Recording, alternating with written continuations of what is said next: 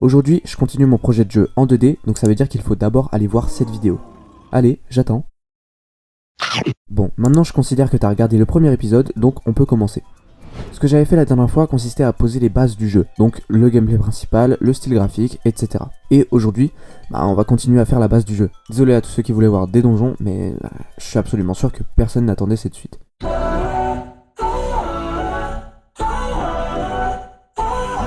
Mais bon, je vais quand même vous expliquer ce que j'ai ajouté depuis la dernière fois, et peut-être que vous aurez un aperçu du premier donjon à la fin de la vidéo. Commençons par l'ajout d'un nouvel ennemi, le Cracker.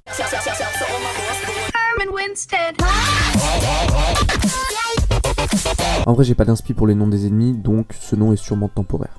Alors ce monstre se déplace comme une autruche, j'ai essayé de reproduire le même mouvement au niveau des pattes pour lui donner un air plus organique. Il se déplace très vite et peut attaquer le joueur avec son bec, ce qui le rend assez flippant j'avoue. Quand il meurt, sa tête se décroche et commence à voler et à poursuivre le joueur. Et le plus fou, c'est qu'elle tire des lasers. Je trouve le laser vraiment stylé, surtout que la première fois qu'on le tue, on s'y attend pas.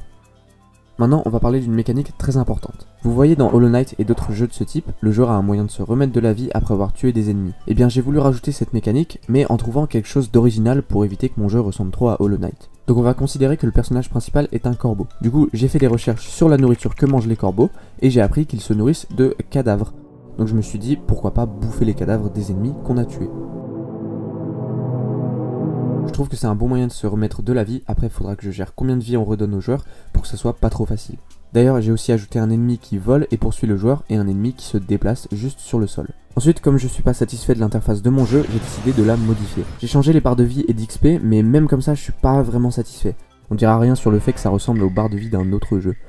Et puis j'ai aussi un peu modifié l'inventaire. Il y a un truc à faire mais j'ai pas encore complètement changé puisque c'est galère et j'ai d'autres choses à ajouter donc on verra plus tard. Je vous avais déjà parlé d'un système de dialogue qui fonctionne plutôt bien, mais c'était vraiment basique.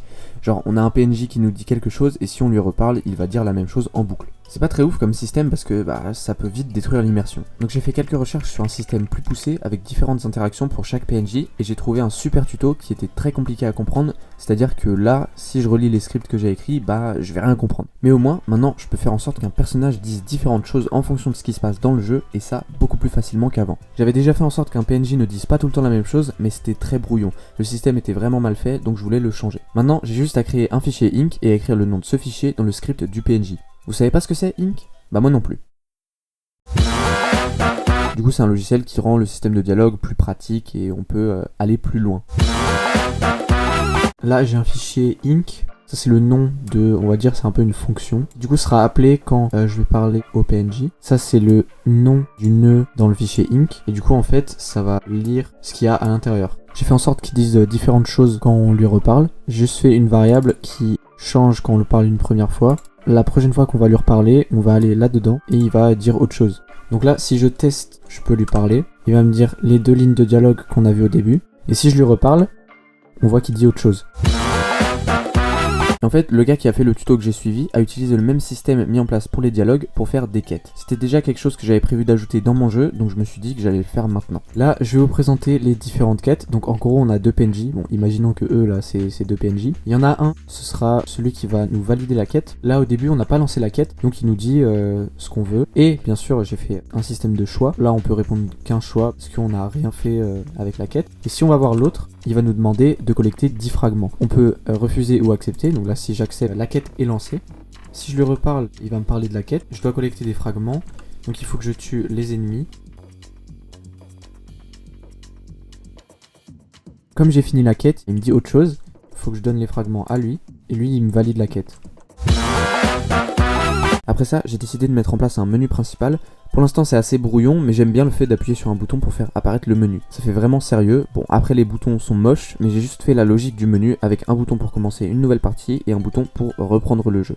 À ce moment-là, j'ai commencé à imaginer comment intégrer des donjons dans mon jeu. En fait, sur Unity, on peut créer plusieurs scènes qui vont permettre de mieux organiser le projet. Par exemple, j'ai une scène pour le menu principal et une autre scène pour le jeu. Dans chaque scène, on met des objets qui ne seront pas présents dans une autre scène. En gros, dans le menu principal, il n'y a pas de joueurs, il n'y a pas d'ennemis, ou il peut y en avoir, mais on les fera pas bouger. En gros, ce sera juste leur visuel. Et donc, dans l'autre scène qui représente le jeu, on a le joueur et tous les éléments de gameplay, etc. Ce qu'on peut faire du coup, c'est de placer un joueur dans la scène du donjon et dans la scène du jeu principal qui va sûrement être le début du jeu. Maintenant, on pourrait penser que ça va être galère de continuer le projet parce que si je modifie une valeur dans un script du joueur, il faudra aussi la modifier dans l'autre scène. Mais heureusement, on a un moyen d'éviter ça. Si je glisse le joueur dans un dossier du projet qu'on appelle préfab, il va devenir une préfab. Et donc maintenant, si je modifie la préfab du joueur, tous les objets joueurs vont être aussi modifiés. Donc j'ai juste à faire en sorte que tous les objets importants soient des préfabs et je les place dans chaque scène, sauf le menu principal. Donc si je lance la scène du donjon, on peut jouer et il n'y a aucune erreur.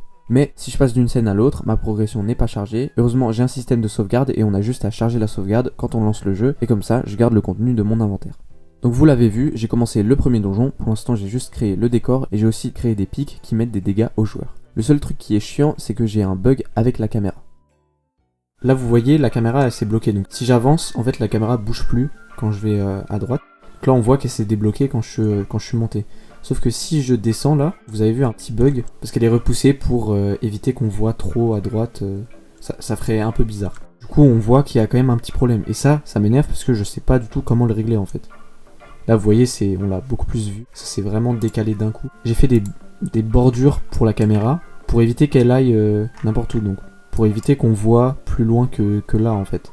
En fait, quand on rentre dans la boîte de collision, la caméra peut se déplacer dans toute cette zone là en fait.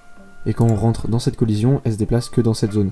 Donc en fait, le problème c'est que quand on arrive là, on atterrit là, la caméra elle est pas complètement dans cette zone, du coup elle est repoussée d'un coup, mais du coup je sais pas comment régler ça. Voilà, c'est tout pour aujourd'hui, le projet avance bien, n'hésitez pas si vous avez des idées à me proposer et on se dit à la prochaine. Salut!